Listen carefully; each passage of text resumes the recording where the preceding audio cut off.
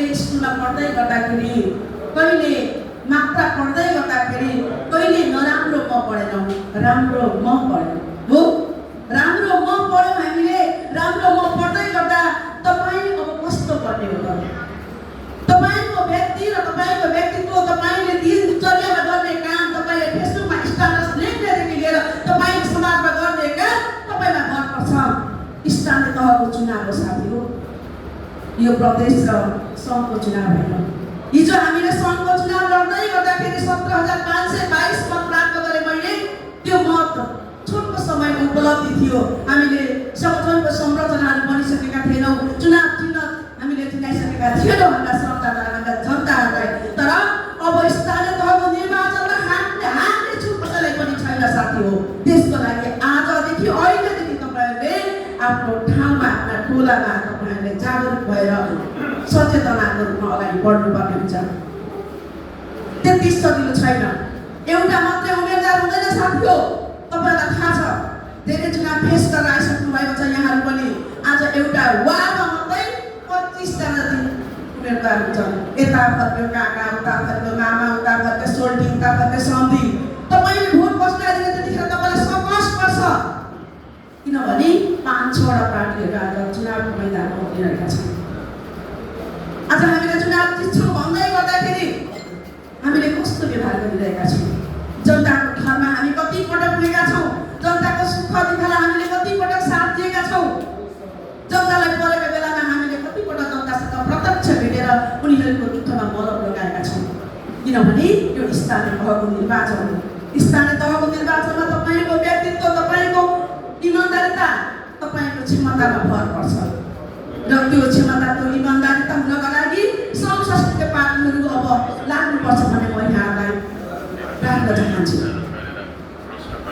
जबसम्म हामीले स्थानीय तहको निर्वाचनको चुनाव जित्दैनौँ तबसम्म हामीले हकबादको सिद्धान्त, हकबादलाई हामी अप्लाई गर्न सक्दैनौँ। यो समाजमा हामीले हेऱ्यौँ, हामीले विगतमा नेकपा एमालेका हामीले विकासका मोडालिटी हेऱ्यौँ, नेपाली कङ्ग्रेसका विकासका मोडालिटी हेऱ्यौँ, हामीले 65-63 आन्दोलन पछाडि हामीले नेकपा माओवादीको विकासका मोडालिटी हेरिसक्यौँ। अब हामीले हेर्ने र हामीले गर्ने भनेको जनतालाई महसुस दिलाउने भनेको हकबादको विकासको मोडालिटी हो। त्यो विकासको मोडालिटी अप्लाई गर्नका लागि, जनताले महसुस हुनका लागि तपाईँले स्थानीय तहको जित्नुपर्छ।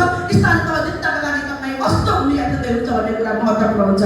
धेरै जिल्लाको रिपोर्टहरू मैले हेरेँ, सुनेँ, मैले श्रवण गरेँ। कति जिल्लामा म आफै पनि भिजिट गरिरहेको छु। आज इलाम जिल्लामा 8-10 जना उम्मेदवार भइरहनु भएको छ। कता कता हामी केन्द्रीय कमिटी पनि जितेका छौँ। हामीले पहिल्यै हामीले उम्मेदवारको नाम घोषणा गर्न लगाएपछि हाम्रो उम्मेदवारलाई हामीले पब्लिस गरिसकेपछि दुश्मनले हेर्न सक्छ, खेल्न सक्छ, दुश्मनले फसाउन सक्छ। एउटा उदाहरण दिन चाहन्छु म। जब लेटाङमा हामीले उम्मेदवार चयन गर्दै गर्दाखेरि तल हाम्रा श्रमदाताहरू जसलाई कहिले पनि जनप्रतिनिधि बन्न लोभ लालच थिएन, त्यस्ता मान्छेहरूलाई गन्तव्यहीन बाटोमा गाडीभित्र एसी खोलेर दमकसम्म पुर्याएर कहिले नछोडै कहाँ हुनुपर्छ त अगुवा श्रमदाता हो। हिजो हिजो सुरुवातदेखि कहिले काम गरेको जसलाई जनप्रतिनिधि छैन, उहाँ निस्वार्थ भावले काम गरिरहेको श्रमदाता मात्रै हुनुहुन्छ। आज त्यस्ता मान्छेहरूलाई उचालेर युक्तिमा भुटिदिसकेपछि हाम्रो श्रमदाताले के सोच्नुहुन्छ?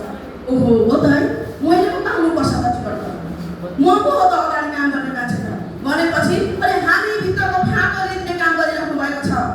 त्यसैले राम्रो म हामीले पढिरहेका छौँ। मेरो क्षमता के हो? मैले नगरपालिकाको नगर प्रमुखमा, उपप्रमुखमा, वडा अध्यक्ष मेरो कहाँ हो, मेरो हैसियत के हो र मैले के काम गर्न सक्छु र मैले हकबादलाई कति अगाडि सक्छु भन्ने कुरा आफैले आफ्नो व्यक्तित्वलाई पहिचान गरेर अगाडि बढ्नुपर्छ साथीहरू। हामीले अरूले भनेको भरमा, अरूले उचालेको भरमा हामी भित्रभित्रै श्रमदाताभित्र फाटोले दिन्छन्। आज सबै पार्टीहरू एकातिर, श्रम संस्कृति पार्टी एकातिर रहेको छ। आज भर्खरै कोशी प्रदेशले नयाँ सरकार पाएको छ। लाग्दैन मलाई यो